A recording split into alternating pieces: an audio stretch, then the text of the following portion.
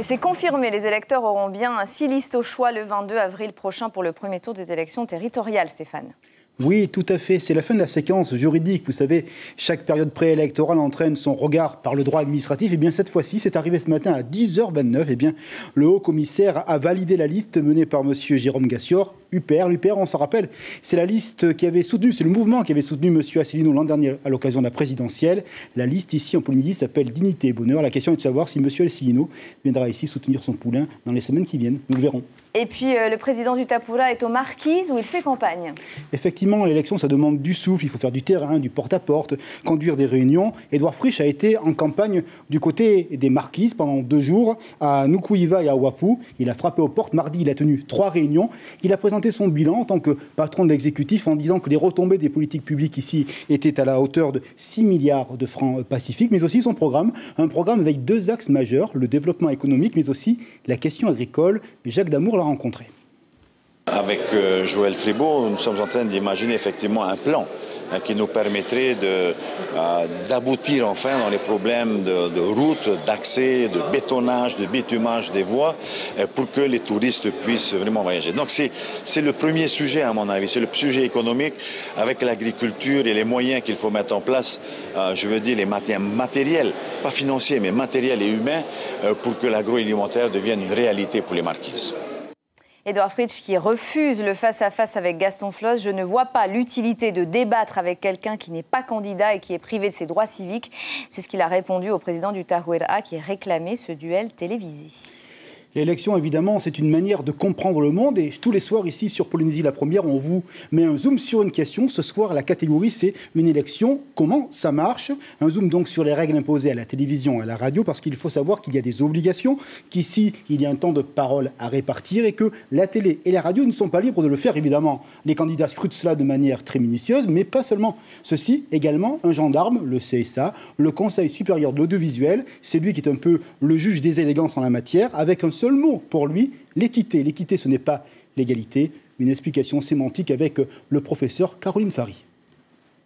La notion d'équité implique que les médias allouent aux candidats ou aux partis politiques des temps d'antenne ou de parole en tenant compte d'une part de leur représentativité, d'autre part de leur implication effective dans la campagne.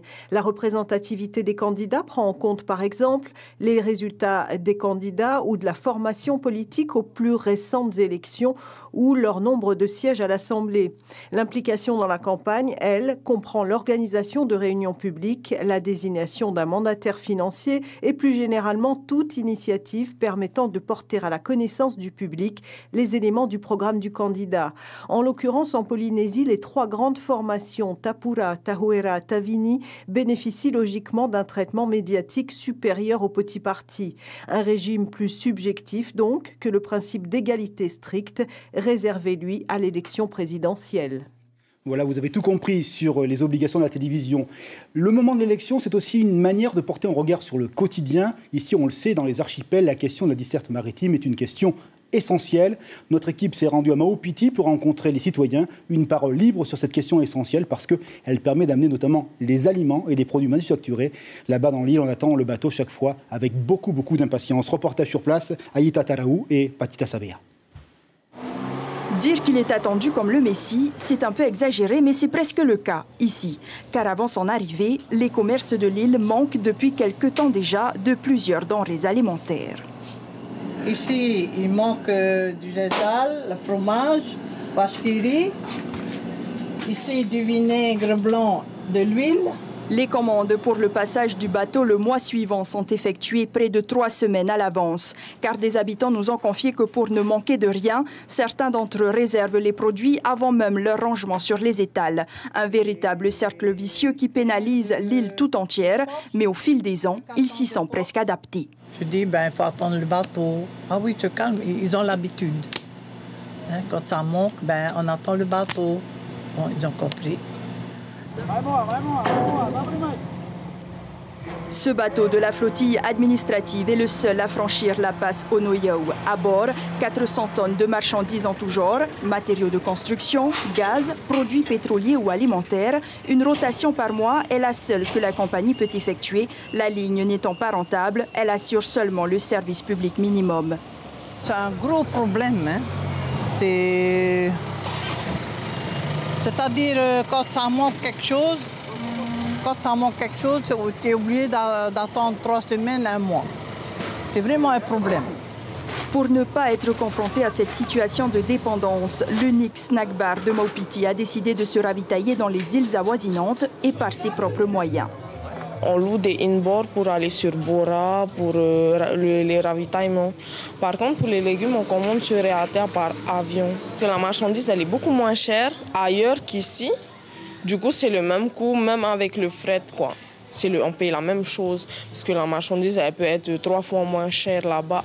Pénalisé depuis plusieurs années en matière de transport, l'espoir de Maupiti avait commencé à renaître en 2017 lorsque le groupe Martin envisageait de racheter la flottille des Taporo.